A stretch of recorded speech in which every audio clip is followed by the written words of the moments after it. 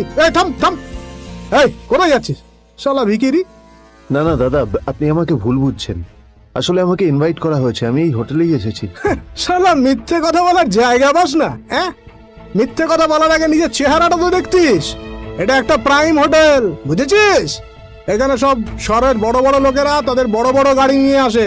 শালা তোর মতো একটা ভিখিরি একটা ফ্যাট প্যাটে আওয়াজ বের করা বাইক নিয়ে চলে এসেছিস, আর আমি তোকে ঢুকতে দেবো না দাদা, আমাকে ইনভাইট করা হয়েছে। আমাকে শুনুন শুনুন, আরে চল আমাকে একবার ঢুকতে দিন আমাকে। নীল পড়ে যেতেই একটা দামি গাড়ি ওখানে এসে দাঁড়ালো। এই গাড়িটি আর অন্য কারো নয়, হোটেল প্রাইমের মালিক মিস্টার খান্নার ছিল। কি হচ্ছে কি এটা? হোটেলের গেটের সামনে এসব এসব ক্যাশ চলছে এখানে। হোটেলের বদনাম হবে না এতে? স্যার দেখুন না, এই যে ভিখিরিটা হোটেলে ঢুকতে যাচ্ছে, আমি বারণ করছি শুনছে না স্যার। শালা, আপনি কি করতে আছেন? কে কি হয়েছে দেখি দেখি কে? মিস্টার খান্না তার চশমা খুলে নীলের দিকে দেখলেন, আর ওনার মুখটা হাঁ হয়ে গেল।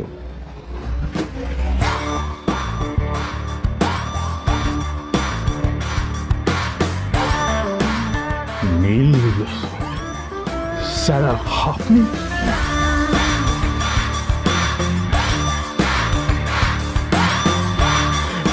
Extremely sorry sir. Sir sir, আপনি একটা ইনফর্ম করেননি কেন আমাকে? আপনি আসবেন জানলে তো আমি নিজে রিসিভ করতে আসতাম আপনাকে। ছি ছি ছি ছি ছি। ঠিক আছে, আপনি ব্যস্ত হবেন না প্লিজ। জানোইনি কে? নিজের বসকে এভাবে একজন ভিখারিকে হাতে পায়ে ধরতে দেখে গার্ডটিও অবাক হয়ে গেল। আরে sir, sorry sir, extremely sorry. আপনি আমার সঙ্গে আসুন। সরি স্যার, সরি, ভুল হয়ে গেছে স্যার। সালাম স্যার। নীল কি তবে সত্যিই একজন খুব বড়লোক কেউ? আদ্রিতার চোখে নীল ছিল নিছকই একজন চাকর। সে সারাদিন আদ্রিতার ভাই ফরমাস খেটেও ওকে সন্তুষ্ট করতে পারত না।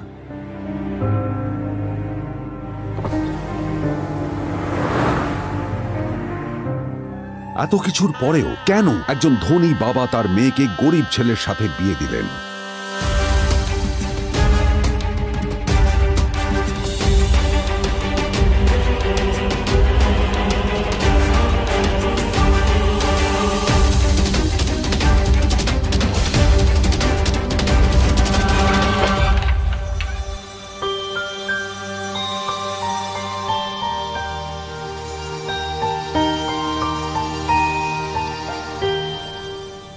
এবং তারপরে সেই মেয়েটি তার গরিব স্বামীর কাছ থেকে নতুন বছরে এমন একটা গিফট পেয়েছিল যে তার চক্ষু স্থির হওয়ার জোগাড় হয়েছিল। আর ওর স্বামী সম্পর্কে সত্যিটা জানার পর তো ও প্রায় অজ্ঞান হয়ে গিয়েছিল।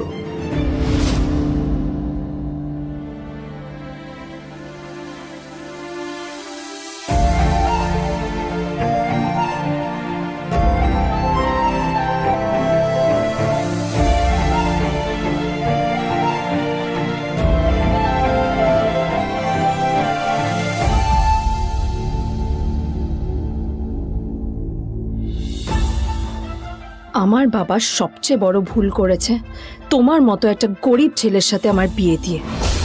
আমার সব বন্ধুদের স্বামীরা ওদের কত দামি দামি গিফট দেয়, আর তুমি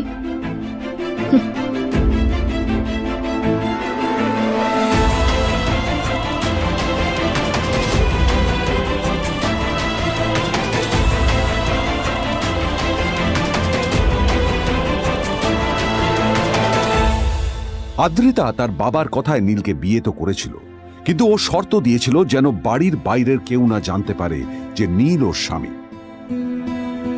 নীল ওই বাড়িতে ঘর জামাইয়ের মতো থাকলেও ও যেন ওখানে একজন চাকর ছিল। সবাই ওকে অপমান করত। ওই বাড়িতে না ও ঠিক মতো খাবার পেত, আর না ওর কোনো আলাদা ঘর ছিল। কখনো কার্পেটের উপর ঘুমোতো, তো কখনো আবার পোষা কুকুরের ঘরের পাশে নীলকে ঘুমোতে হতো। হাত খরচ মেটাতে ও এক জায়গায় ওয়েটারের কাজও করত। আদ্রিতা তার বন্ধুদের বলেছিল যে আদ্রিতা বিদেশে বিয়ে করেছে, আর তার স্বামী লন্ডনের একজন খুব বড় বিজনেসম্যান। কিন্তু যখন আদ্রিতার বন্ধুরা ওকে ওদের স্বামীদের দেওয়া দামি দামি গিফটগুলো দেখাতো, তখন লজ্জায় ওর ভিতরটা পুড়ে ছাই হয়ে যেত।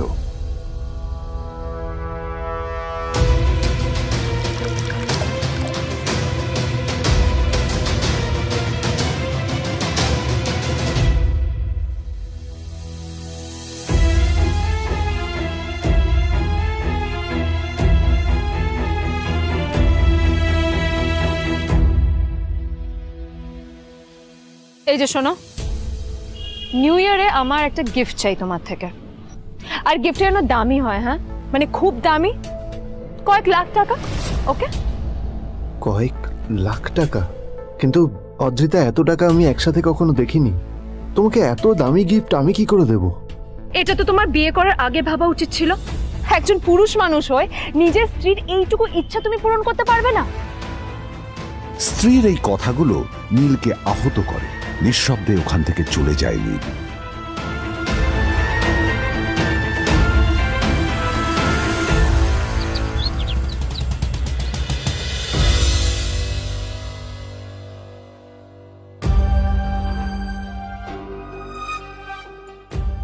দুদিন পর নিউ ইয়ার পার্টির আগে নীল আদ্রিতার কাছে এসে একটা গিফট প্যাক দেয়।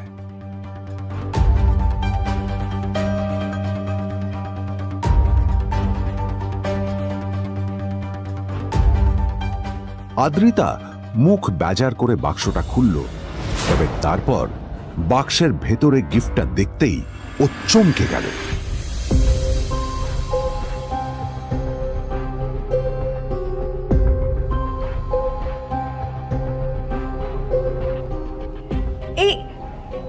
এই ফোনটা মানে এটা তো একটা স্পেশাল এডিশন। এটার দাম তো 3 কোটি টাকা।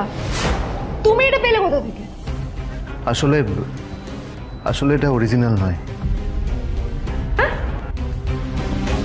আমি ওই ফোনটারই একটা কপি এনেছি।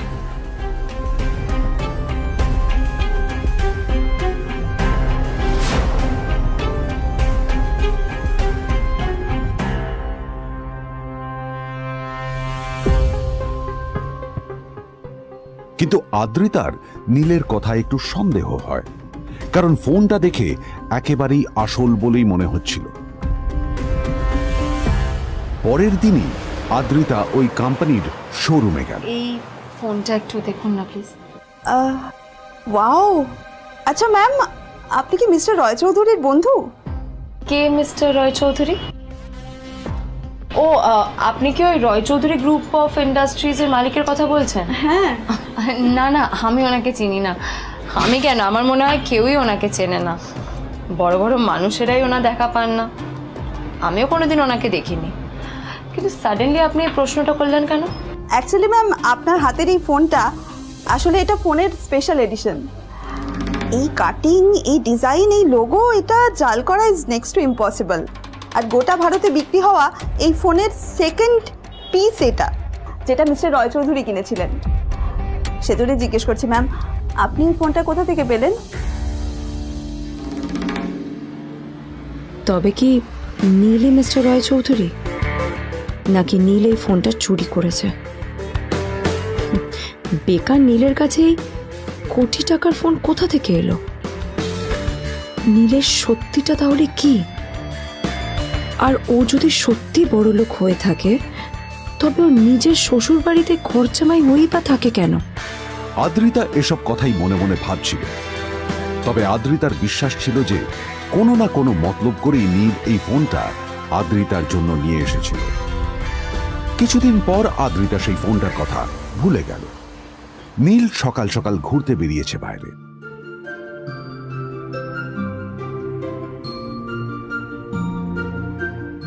কটা বাজে রে? আমার খুব লেট হয়ে গেছে, বুঝলি? তোরা খেল, ঠিক আছে? তোরা খেল, আমি আসছি।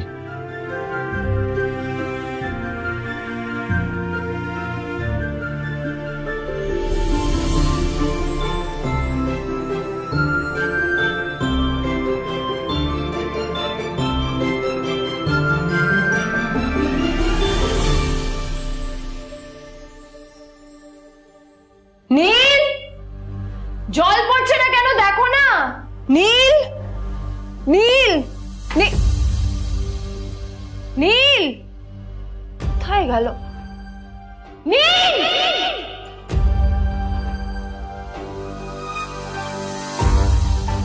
নীল, নীলকে ডাকছে কেন বলতো? ওইদিকে বাড়িতে আদ্রিতা আর চিত্রা আশ্চর্য হয়ে গেল যে নীল হঠাৎ কোথায় উধাও হয়ে গেল। মা তোমাকে কিছু বলে গেছে নীল? হ্যাঁ, কোথায় গেছে ও? না, আমি ওর কোনো খোঁজ খবর রাখি না। আমার একটা কথা মনে হচ্ছে, ওকে না এবার একটু শীতে করতে হবে। একটা কাজে যদি আসতো ছেলেটা, যখনই কোনো কাজের কথা বলি ভ্যানিশ হয়ে যায়। আমি ওকে বলেছিলাম R&B গোল্ডেন ডায়মন্ডস থেকে আমার সেটটা নিয়ে আসতে, আনেনি। আজকেও ভালো করে অফিসে নিয়ে যাব, ভ্যানিশ হয়ে গেল। কোথায় গেল কে জানে। আমার ভাগ্যেই জুটেছে এরকম একটা ছেলে। এই যে তুমি কেন বিয়েটা দিয়েছিলে আমাকে? এটা আবার কি বলছিস? আমার কি দোষ? দেখ, ওই অসভ্য ছেলেটার সাথে বিয়ে দিতে চাইনি, যা করেছে তোর বাবা করেছে, এটা আমার কোনো দোষ। তখনই হঠাৎ নীল সেখানে এসে উপস্থিত হলো, কিন্তু ও দুজনকে উপেক্ষা করে ভিতরে চলে যাওয়াই শ্রেয় মনে করল। এই যে লাট সাহেব ফিরলেন রাজকার্য করে, এদিকে এসো, তোমার ফাঁকিবাজির আলোচনাই এখানে চলছে। মা প্লিজ থাক, মা থাক, ভাল লাগছে না। এমনিতেই অফিসের জন্য আমার লেট হয়ে যাচ্ছে, আর বিজন আমার ওয়েটও করছে। বিজনের নাম শুনেই নীলের মুখটা ফ্যাকাশে হয়ে গেল। আদ্রিতা নীলকে উপেক্ষা করেই বলল, আরে যে এই ছেলেটার মতো আর একটা ফাঁকিবাজ না তুমি পাবে না। তুমি কেন দাঁড়িয়ে আছো? এই যে শোনো শোনো শোনো শোনো, দাঁড়িয়ে আছো কেন? তোমাকে আমি বলেছিলাম R&B গোল্ড ডায়মন্ডস থেকে সেটটা তুলেছো, তোলোনি তো। এইটা চাই না আমার। তুমি আমার সাথে অফিসে যাবে, ফেরার পথে তুমি সেটটা নিয়ে আসবে। তোমার জন্য সবসময় লেট হয় অফিসে, তোমার জন্য। বিরক্ত লাগে। আর ব্যাগটা নিয়ে ওর পেছন পেছন কোথায় যাচ্ছ? যা দিয়ে ওখানে রেখে এসো। নীল চিত্রার সাথে মাঝে মাঝে ঝগড়া করলেও তার স্ত্রী আদ্রিতার সাথে ও কখনো ঝগড়া করত না। সত্য সব অপদার্থ।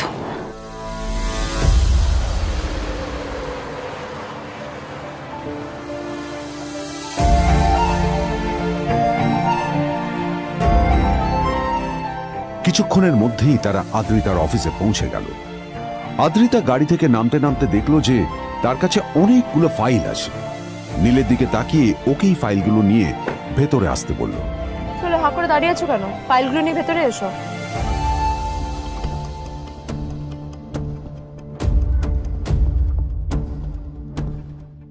আদ্রিতা যখন ওর ক্যাবিনে পৌঁছলো তখন দেখলো সেখানে আগে থেকেই ওর বন্ধু এবং বিজনেস পার্টনার বিজন বসে ওর জন্য অপেক্ষা করছে।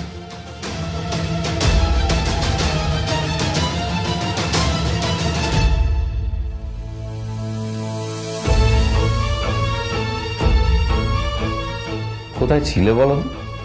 আমি 1 ঘন্টা ধরে তোমার জন্য এখানে ওয়েট করছি। এই লোকটার কি কোনো কাজকর্ম নেই? 1 ঘন্টা ধরে বসে আমার স্ত্রী আদ্রিতার জন্য অপেক্ষা করছে। সরি বিজন, আমি খুবই দুঃখিত যে বাড়ির কিছু লোকের জন্য না আমার সবসময় লেট হয়ে যায়। আদ্রিতার কথা শোনার পর বিজনের 1 ঘন্টা অপেক্ষা করার অভিযোগ 1 মুহূর্তের মধ্যে মিলিয়ে গিয়েছিল। কি হলো, হাসছো কেন? লটারি পেলে নাকি? লটারি? হ্যাঁ, তুমি আসা মানে আমার কাছে লটারির থেকেও বেশি দাম। তবে তার থেকে কিঞ্চিত কম দামি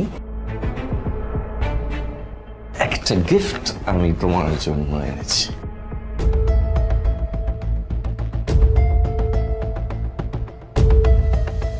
This is a rare diamond necklace for you. এটা আমার জন্য? সত্যি? এই শহরে এটা খুঁজে পাওয়া খুব বিরল। Just like you. Like it? Thank you. You're welcome. Thank you for the gift. আসি তাহলে এখন।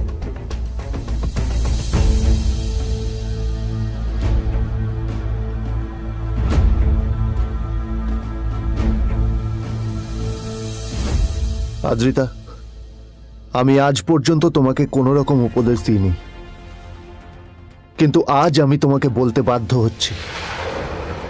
এই যে এই লোকটা তোমাকে শুধুমাত্র ইমপ্রেস করার জন্য একটা নকল সস্তার হীরের গয়না দিয়ে গেছে। এরকম একটা লোকের সাথে তোমার মেশা উচিত না। ভবিষ্যতে কিন্তু তুমি বিপদে পড়বে।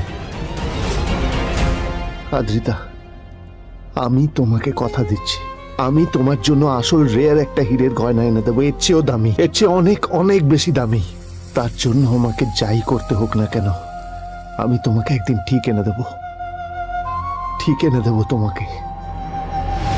তাদের বিয়ে হয়েছে 2.5 বছর। এর মধ্যে প্রথমবার তার মনে হলো নীল তার জন্য লড়াই করছে। নীলের এই রূপটা দেখে আদ্রিতা চমকে গেল। আজ প্রথমবারের মতো আদ্রিতার মনে প্রশ্ন এলো, নীলকে নিজের থেকে দূরে সরিয়ে রেখে আমি কি কোনো ভুল করছি? না না, এটা আমি কি ভাবছি, বিজন আমার বিজনেস পার্টনার, ও আমাদের মেইন ইনভেস্টর। নীলের এই অ্যাকশনের কারণে বিজন আমার কোম্পানি থেকে ব্যাক আউট করে গেলে কি হবে? না না না না না, নীলের জন্য আমি আমার এত বছরের পরিশ্রমকে জলে দিতে পারি না। আমার নীলকে নয়, আমার বিজনকে প্রয়োজন। এইসব ভাবতে ভাবতে আদ্রিতার নীলের ওপর রাগ হতে শুরু করে। আদ্রিতার রাগ তখন চরমে উঠে যায়। আজ প্রথমবার নীল আদ্রিতার সাথে খারাপ ব্যবহার করেছে। How dare you! তোমার এত বড় সাহস! হ্যাঁ, তোমাকে কে অধিকার দেয় বলো তো যে তুমি আমারই অফিসে দাঁড়িয়ে আমাকেই এতগুলো উল্টোপাল্টা কথা তুমি শোনালে? তোমাকে এখানে আনাই আমার ভুল হয়েছে, সবচেয়ে বড় ভুল হয়েছে। এবার চুপচাপ এখান থেকে বেরিয়ে যাও, right now. Get out! Neel আদ্রিতার এই কথার কোনো উত্তর দিল না। নীল জানতো যে ও যতই কথা বাড়াবে আদ্রিতা ততই বেশি রেগে যাবে। আদ্রিতা যেন তেন ভাবে নিজের রাগ চেপে ব্যাপারটা ওখানেই শেষ করার চেষ্টা করলো, কিন্তু ও তো জানতো না যে ব্যাপারটা তখন সবে শুরু হয়েছে। কি হলো, শুনতে পাচ্ছিস না? কালা নাকি? আমারই সামনে দাঁড়িয়ে আমার কেনা গিফট নিয়ে তুই মজা করলি? কত বড় সাহস রে তোর! নিজেকে তো বিক্রি করে দিলে ওরকম একটা ডায়মন্ড নেকলেস তুই কিনতে পারবি না। তোর এই গরিবের পারফিউম, সস্তা শার্ট, পায়ে একটা ফাটা চপ্পল নিয়ে নিজেকে বড় হিরো মনে করছিস? তোর নিজের কত দাম সেটা তোর নিজের জানা উচিত। Zero, big zero. সালা খরচা মাই চল।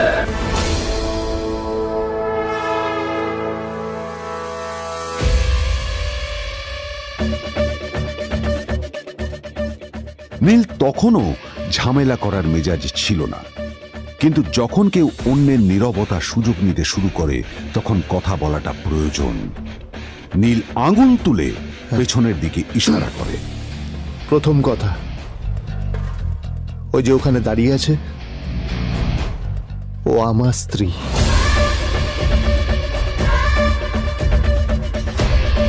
তাই আমার স্ত্রীকে তোমার নেকলেস দেওয়ার কোনো অধিকার নেই। ওকে যদি নেকলেস দিতে হয় তাহলে আমি দেব। তাই এসব ফ্রডগিরি বন্ধ করো। আর দ্বিতীয় কথা, যার পকেটে পয়সা নেই ঝনঝন আওয়াজ করা তার মানায় না।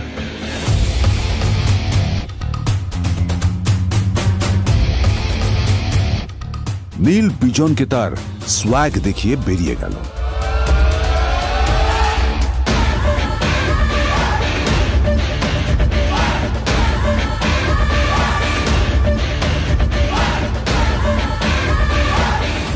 আদ্রিতার রাগে গজগজ করছিল। ওর জ্বলন্ত চোখের সামনে শুধু নীলের মুখটা ভেসে উঠছিল। ও যতই নীলের কথা ভাবছিল ততই ওর রাগ বেড়ে যাচ্ছিল। গত কয়েক মাস ধরে আদ্রিতার কোম্পানির অবস্থা একেবারেই ভালো ছিল না। আদ্রিতা তা সামলানোর আপ্রাণ চেষ্টা করছিল। কি যে করবেও সেইটাই বুঝে উঠতে পারছিল না। তারপর বিজনের সাথে ওর দেখা হলো, আর তখনই বিজনের সাথে ওর বন্ধুত্ব হলো। বিজন একটা খুব বড় পরিবারের সদস্য। আজ বিজন শুধুমাত্র আদ্রিতার কোম্পানির একজন বিজনেস পার্টনারই নয়, সাথে বড় ইনভেস্টরও। আর শুধুমাত্র বিজনের কারণেই আদ্রিতার কোম্পানি এখনো চলছে। এই কোম্পানির সমস্ত লস বিজনই বহন করে এবং আদ্রিতারও ওকে তাই খুব প্রয়োজন। বিজনের সাথে বন্ধুত্ব করা আদ্রিতার পক্ষে সহজ কাজ ছিল না। অনেক কাঠখড় পুড়িয়ে আদ্রিতা ওর কাছাকাছি এসেছিল। সবকিছু ঠিকঠাকই চলছিল, সবকিছুই আদ্রিতার প্ল্যান অনুযায়ী হচ্ছিল, কিন্তু নীল আজ এসে সবকিছু নষ্ট করে দিল। জাস্ট কি দরকার ছিল বুঝতে পারছি না। কি দরকার ছিল নীলের বিজনকে এতগুলো কথা শোনানোর? এবার বিজন আমাকে টাকা দেবে কিনা সেটাও জানি না, আমার কোম্পানিতে ইনভেস্ট করতে চাইবে কিনা সেটাও বুঝতে পারছি না। কি করব?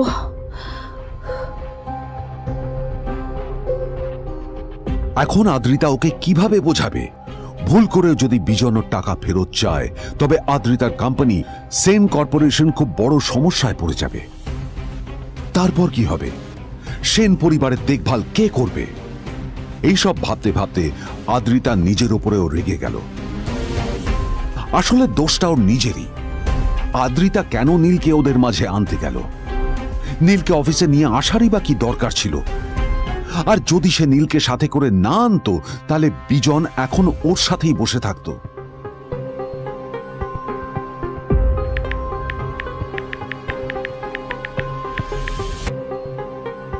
প্যামেলা, আমি মিটিংয়ে বেরোবো, আমার চেঞ্জটা একটু নিয়ে এসো প্লিজ। Thank you. আর অন্যদিকে সেন কর্পোরেশনের অফিস থেকে বেরিয়ে নীলের খুব ফুরফুরে লাগছিল। তখনই হঠাৎ ওর ফোনটা বেজে উঠল। ফোনটা ছিল মিস্টার রায় চৌধুরীর। তিনি ছিলেন শহরের সব থেকে বড় বিজনেসম্যান। হ্যাঁ মিস্টার রায়চৌধুরী, আমি আপনাকেই ফোন করতে যাচ্ছিলাম। আমি একজন বিশেষ লোকের সাথে তোমার একটা মিটিং ফিক্স করেছি। ওর অ্যাড্রেস আমি তোমাকে টেক্সট করে দিয়েছি। আমি চাই তুমি ওই লোকটার সাথে মিট করো। ঠিক আছে, আমি যে কোনো কারোর সাথে দেখা করতে পারি, কিন্তু তার জন্য আপনাকে আমার দুটো শর্ত মানতে হবে। প্রথমটা, আমার জন্য একটা রেয়ার হীরের নেকলেস আপনাকে জোগাড় করে আনতে হবে।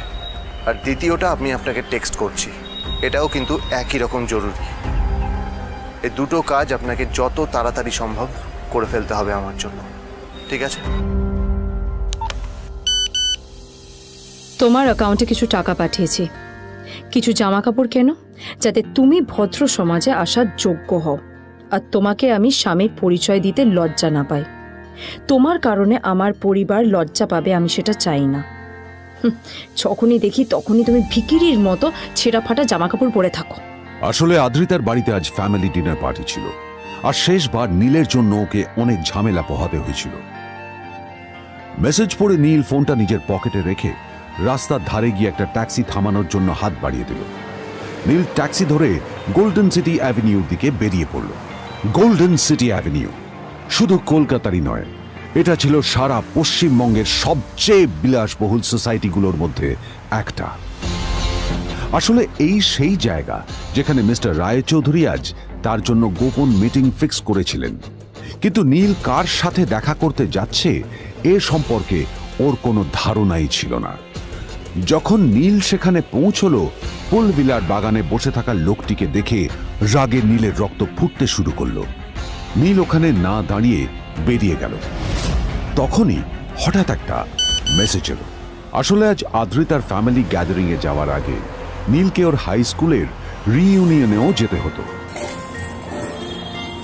গ্র্যাজুয়েশনের পর এত বছরে এই প্রথম নীল তার কোনো কলেজ বা স্কুলের রিইউনিয়নে যাচ্ছে। এতগুলো বছরে নীল তার কোনো বন্ধুর সাথেই দেখা করেনি। নীলের তার পুরনো সহপাঠীদের কথা মনে পড়তে লাগলো, যাদের সাথে ও স্কুলে মজা করত। আজ আবার ওদের সকলের সাথে নীলের দেখা হবে।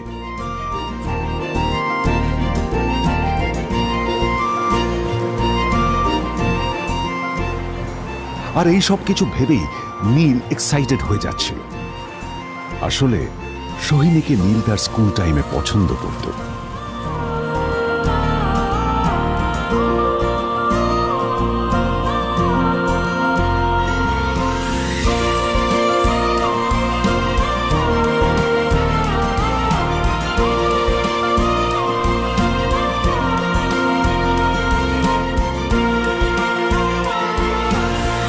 অন্যদিকে সেন কর্পোরেশনে ইনভেস্টরদের সঙ্গে আদ্রিতার মিটিং একেবারেই ভালো যায়নি। তাকে দেখে বেশ গম্ভীর মনে হচ্ছিল।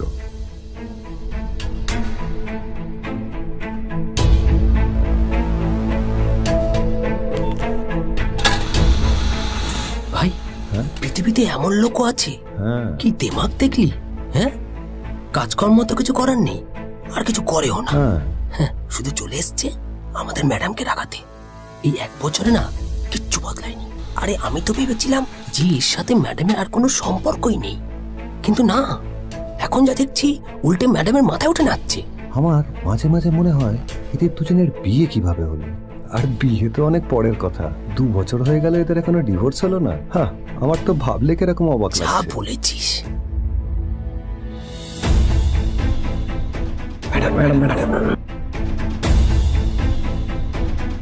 অফিসে চলতে থাকা এইসব কথা শুনে আদ্রিতার আরো রাগ হলো।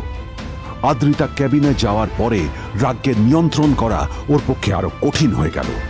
ও তখন বুঝতেই পারছিল না যে ওর রাগ কিভাবে নিয়ন্ত্রণ করবে।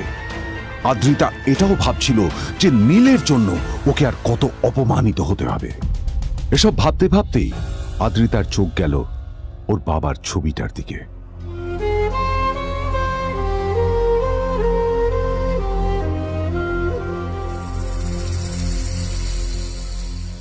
আমি তো তোমার সবচেয়ে প্রিয় মেয়ে ছিলাম বাবা, তাই তাই আমি সবসময় ভেবেছি যে তুমি আমার জন্য যাকে সিলেক্ট করবে সে সব থেকে শ্রেষ্ঠ হবে। তাই আমি নিজে থেকে কখনো কোনো রিলেশনশিপে যাইনি, আর তোমার কাছে বিয়ের কোনো শর্তও রাখিনি। কিন্তু কিন্তু তুমি না আমার সাথে কি করলে? এই গাধাটার সাথে আমাকে বিয়ে দিলে। আমার জীবনটা নষ্ট হয়ে গেল, শেষ হয়ে গেল।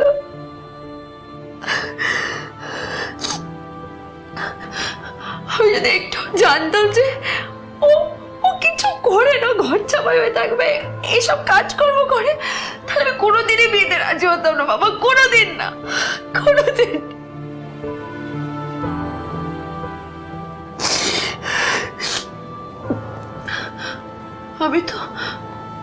আমি তো সবসময় ভাবতাম যে বাবা মারা তাদের সন্তানের ভালো চায়, কল্যাণ চায়, তাদের জন্য চিন্তা করে। কিন্তু বাবা তুমি আমার জন্য একটু চিন্তা করোনি। তুমি শুধু তোমার শেষ কর্তব্যটুকু করতে চেয়েছিলে, শেষ ইচ্ছাটুকু রাখতে চেয়েছিলে, পালন করা হয়ে গেছে, আর আমাদের তুমি ছেড়ে চলে গেলে। তুমি আমাকে ছেড়ে চলে গেলে।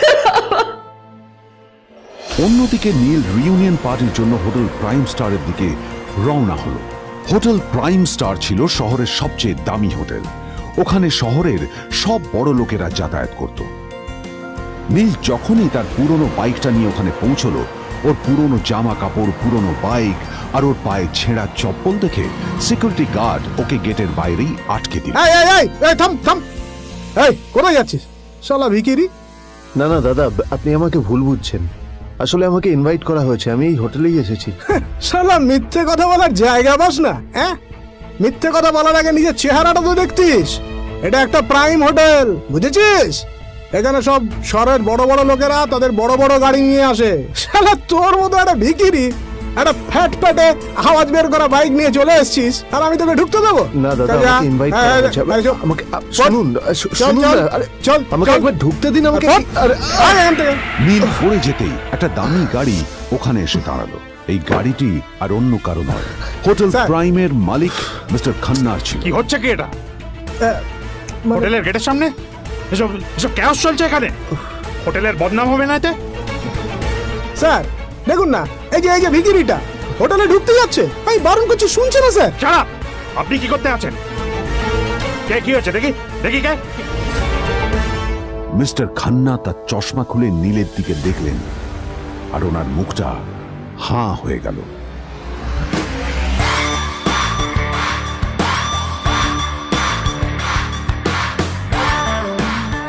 নীল স্যার, আপনি?